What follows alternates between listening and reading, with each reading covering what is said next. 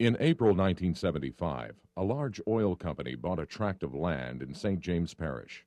The property contained the 144-year-old Wellham Plantation House. The company had no comment on fears voiced by the community that the historic home might be torn down. Later, a corporate spokesman said, "We bought that plot of land for industrial purposes. We're not particularly interested in having any residential property in the area." 4 years of lobbying by the River Road Historical Society to save Wellham ended on the 3rd of May, 1979. That morning, company bulldozers came on the property and, in a matter of hours, completely leveled the 2-story Creole-style plantation house. Old houses are a fund of historical knowledge. Every one of them is unique. Every one is a little bit different and has a slightly different story to tell us. That story disappears when the house is razed or torn down. And so gradually our understanding of the past disappears with the destruction of every old building.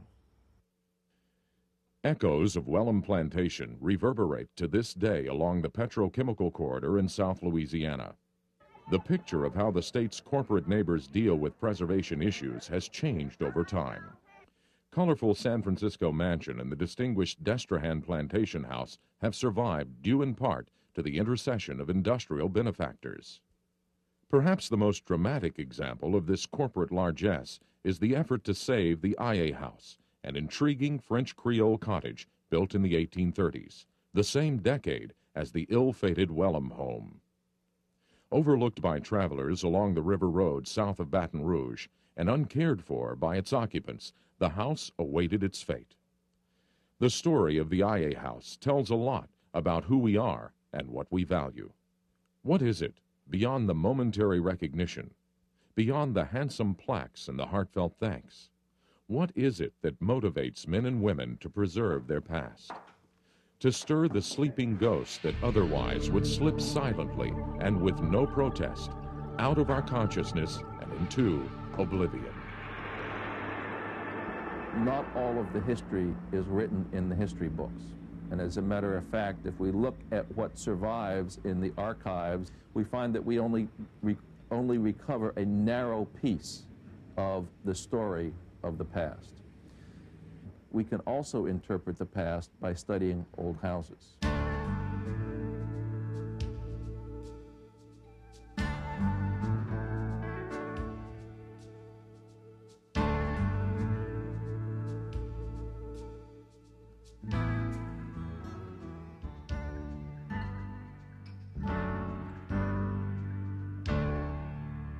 Louisiana has the most marvelous collection of ancient house types of any state in the United States. And that is because it was settled from people coming from so many different areas and so many different ethnic backgrounds. And so the history of Louisiana is written in the study of its house types. When the French came here from the West Indies, they brought the typical Creole house that we see here. The Canadians brought aspects of their architecture to Louisiana. When the Anglo-Saxons began moving into Louisiana from the Appalachian Mountains and from the coastal territories of North and South Carolina, each of them brought their own distinctive house types from those areas. Both a Creole house or a log structure such as a dog trot are indications of what has happened on a given piece of land in a given area over time. We today are once again keen in our genealogy. And we want to know who were our grandparents and who were their grandparents and where they came from and how they lived. And these house types tell us who lived where and, when the houses remain, how they lived. You can tell a lot about people from how they chose to live. And you know where they came from and what their cultural heritage was by what they chose to build. They're not here for us to interview, but in what they've left behind, they leave a record that is just as good as diaries and account book and written records. And so Louisiana has this marvelous collection of house types, Anglo-Saxon, English, and other types of European houses, as well as houses coming from different areas of the Caribbean, which tell us the story of the settlement of Louisiana. The systematic study of old buildings in the United States began in the 1930s with the research of a young geographer from the Midwest named Fred Kniffen. Now professor emeritus at Louisiana State University in Baton Rouge, Kniffen began his groundbreaking exploration into vernacular architecture, the architecture common to a particular region, shortly after joining the LSU faculty. His work grew out of a need to select a research topic. Of course, I knew nothing about Louisiana, and there were all sorts of things, material things on the landscape that had to be considered. And among them, and the least known to me, with which I was least familiar, were the buildings, the houses. And so I started to study them. And the only way to do it was to go around and see them. So I made a series of trips all around the state. I take my wife away from home and get someone to look after the kids. We'd go for 2 or 3 days. She would drive and call distance, and I would record and developed a system of recording, sort of a shorthand, so that I could tell the qualifications of a particular house, that it had certain things, a certain plan, and it had a porch, and we'll say it was painted or unpainted. The chimney was in the center, and so on and so on, all the pertinent features. And of course I developed a shorthand so that I could take care of that. And pretty soon I knew the types.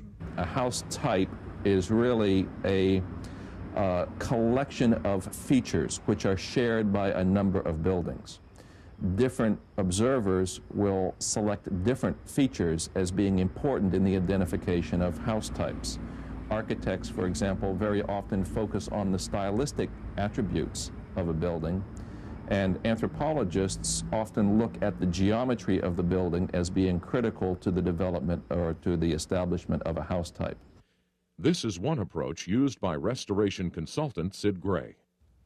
This is interesting. As we look at the this elevation, we see a basic pattern that emerges throughout historic buildings in Louisiana. That is a rectangle on top of which is a triangle, and then off to the side a rectangular void.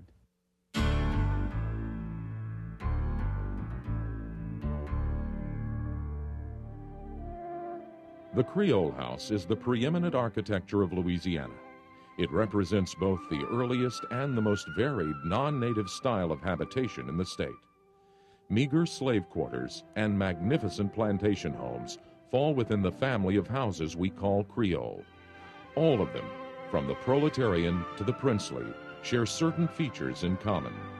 One of those features is that the Creole house was particularly adapted to tropical living.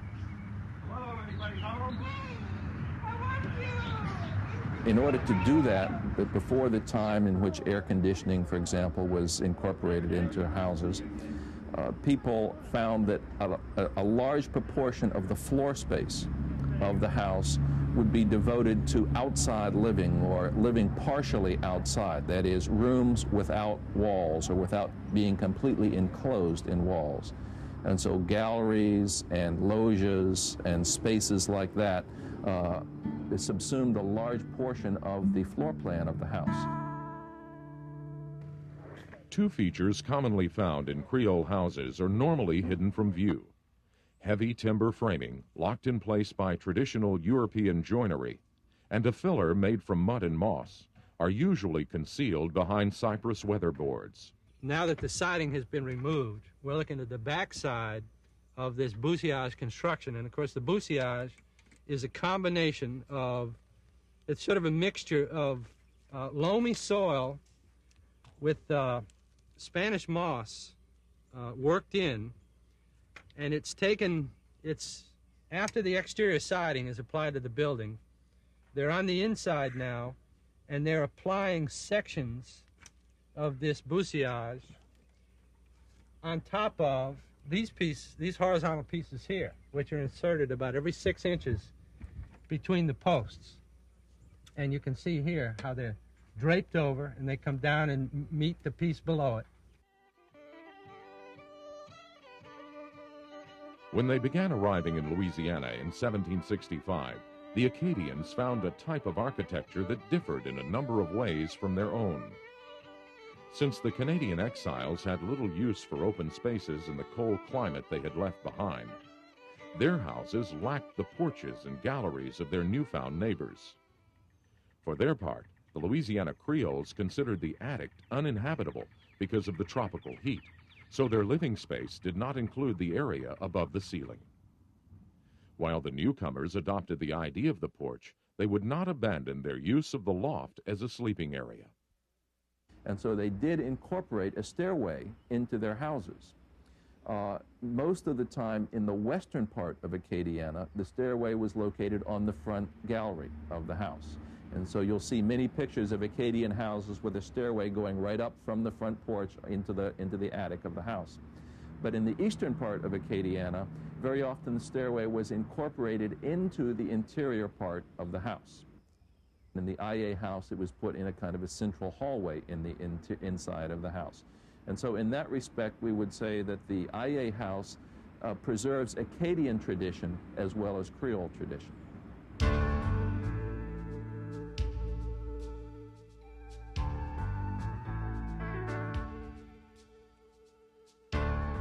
This house is special.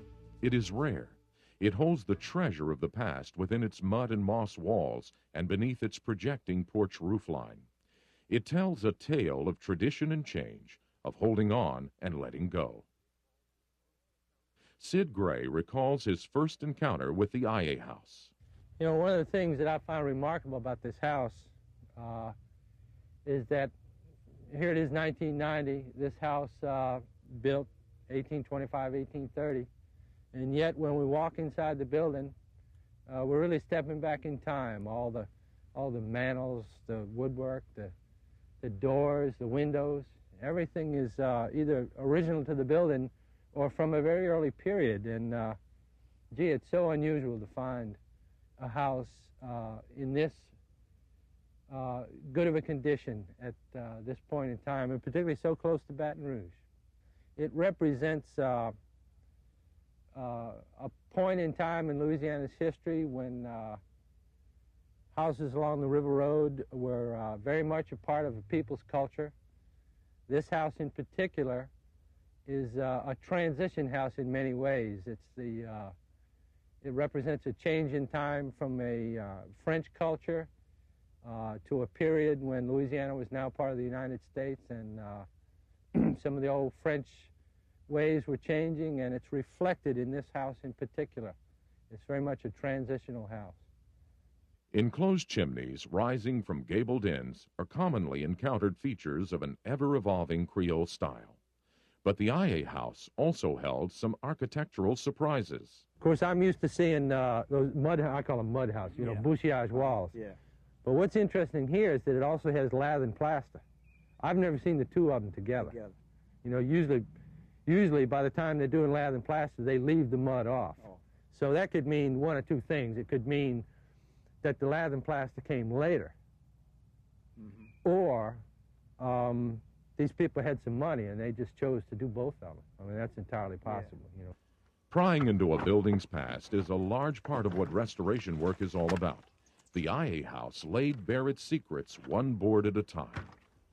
What we can see here, the entire frame of this building, which represents, again, one of the last fully timber-framed, handmade buildings, has a curious sort of element which indicates a functional change in the way they were building buildings. And it occurs right here and throughout the building. It occurs in two places, but this is the major place that we're able to see it. This bay, which is defined by these two vertical studs, with this diagonal stud, which I refer to as a diagonal bay, is a common element in earlier French timber frame buildings.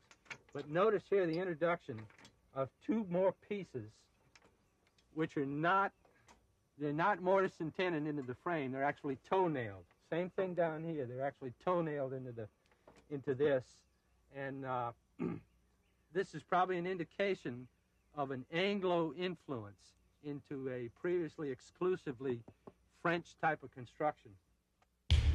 The builders of an earlier time have left behind windows to the past. They allow us to look back at our world in the making. Some see the richness of their patrimony. Others see only the opportunity for profit. The Aillet House came very close to being lost. One of the options, clearly, if nothing could be done with it, was to simply sell it for scrap. Old buildings are quite often sold for scrap. The especially old ancient woodwork is very valuable on the antique and salvage market. Not only decorative woodwork such as fireplace mantles, moldings, window and door surrounds, French doors themselves, but old beams. You can go into somebody's suburban house and see these beautiful old oak beams that probably have been sandblasted clean, and you wonder what historic building they came out of.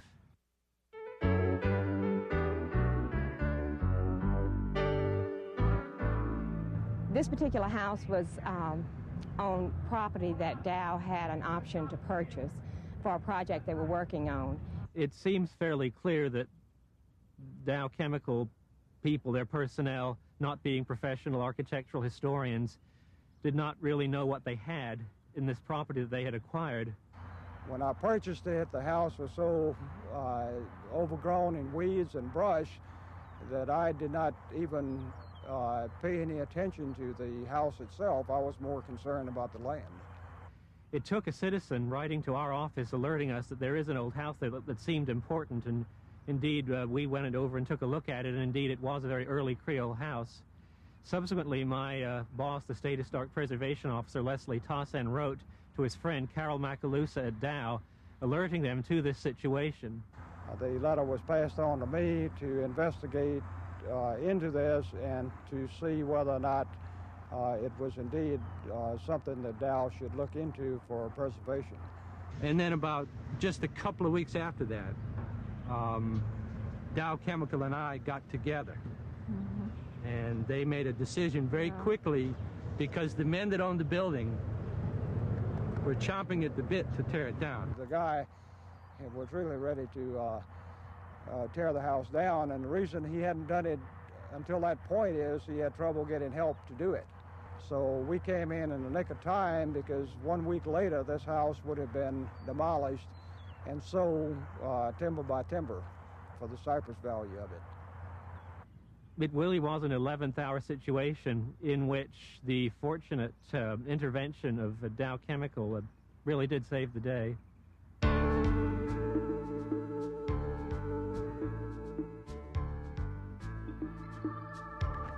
In the spring of 1990, skilled craftsmen converged on the Aillet House and began to prepare the 160-year-old building for the journey of its life.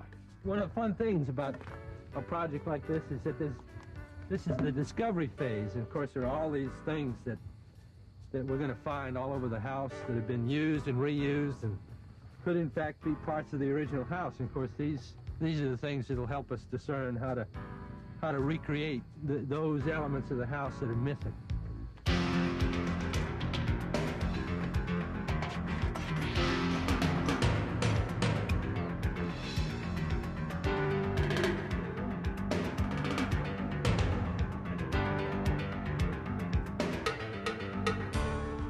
You'll be repairing all the bottoms of the columns by inserting new pieces of wood. And then all the tops seem to be pretty much in good shape, so then when we get to the new site, they'll be ready to go back in.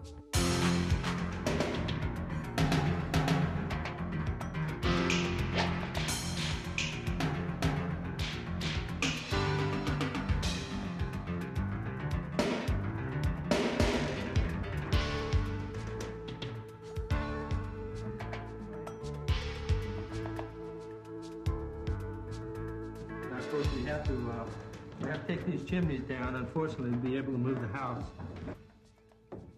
So after they get the other chimney down, they're going away for a few days. Right. All right. So you're going to let me know. Right. When they're coming back. All right.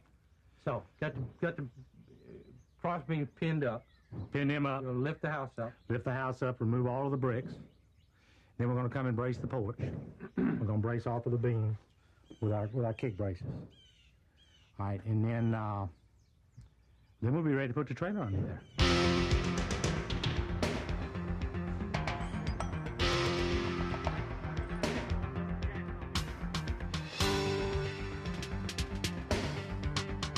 Mike, what's your cable on your spoon? Now, after they haul these cross-haul timbers in, now what they're doing is they're going to raise them up and bring them tight up underneath the main sills of the house and crib them off with these pieces of wood here, these 4x6s called cribbing. So after they get them tight up under the sill, then they'll come back with their jacks, one under each cross-haul, and jack up simultaneously and lift it until they get the desired height such that they can haul their main hauling beams underneath. Get in.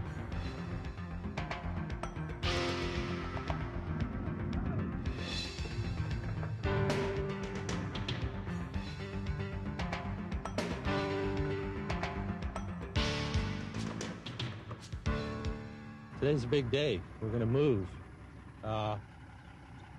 Noticed this morning when I was shaving, about 6:45, I heard on the radio it was 85 degrees already.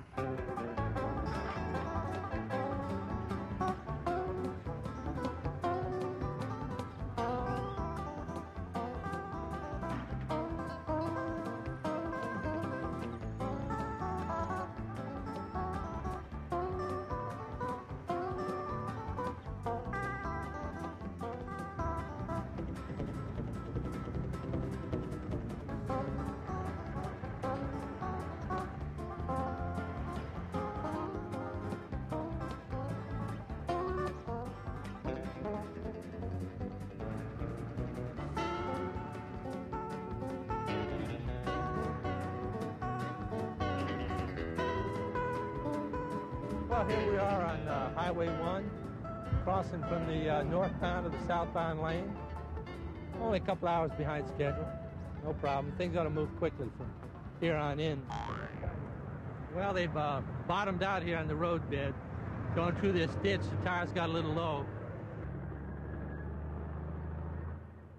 How long do you think it'll take them to get on over once they start rolling? Approximately 15 minutes, I guess. No more than that.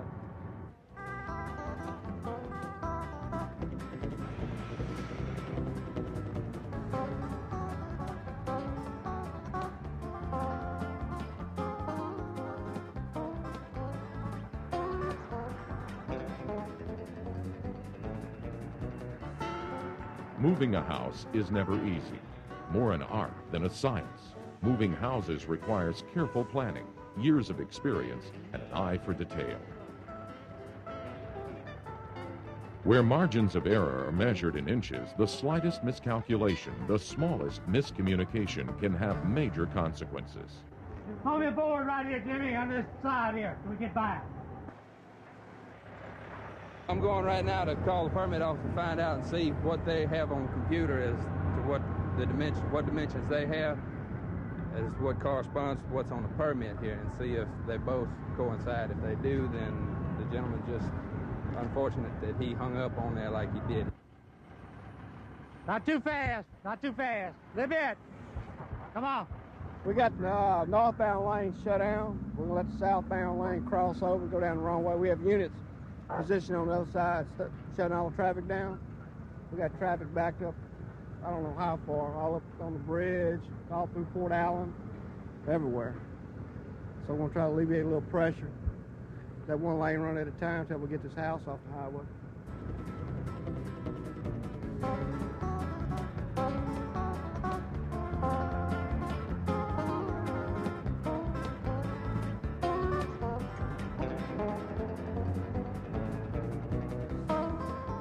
For a house mover, the world is one big obstacle course to be maneuvered, around, under, and through.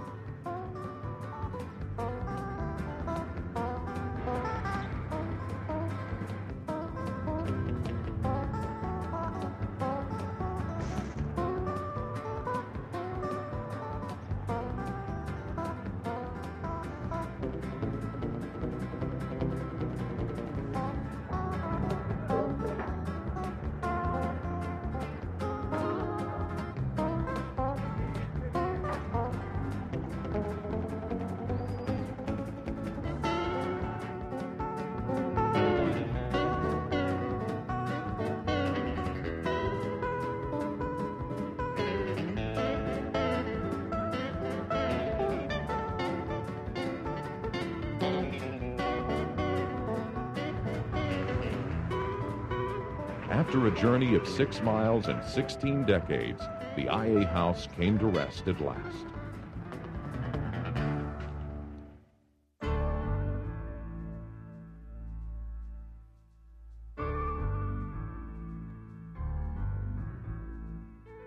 Safe in the hands of those who care for it, and secure in the memories of those who have known and loved it, the house will remain a valued part of the Louisiana landscape. We are so pleased that this has happened. You just don't know how many anxious moments I had when I felt that maybe this house was going to be dismantled, and it caused me a lot of grief. So my prayers are answered. I'm just so excited that we have it here. The Aillet House was saved with luck, commitment, hard work, and vision. A vision that sees the value of preserving a heritage that is both priceless and fragile. I think that in the next century we will find that almost the entire sample of 18th and early 19th century Louisiana houses has disappeared, except for just a few prominent examples which have been lucky enough to find people to preserve them. The only way to reverse that trend that I know of is to inform people about the legacy which is disappearing so rapidly. It must be some kind of a popular movement, a popular appreciation of this architecture if it is to be preserved. A historic building creates a basis for an investigation into all aspects of life, the practical, the emotional, the romantic. And so there are people that would say that a house or a building is composed merely of its bricks and mortar, and that's not unlike saying that our bodies are just skin and bones, and it belies the emotional part of life and the soul of our being.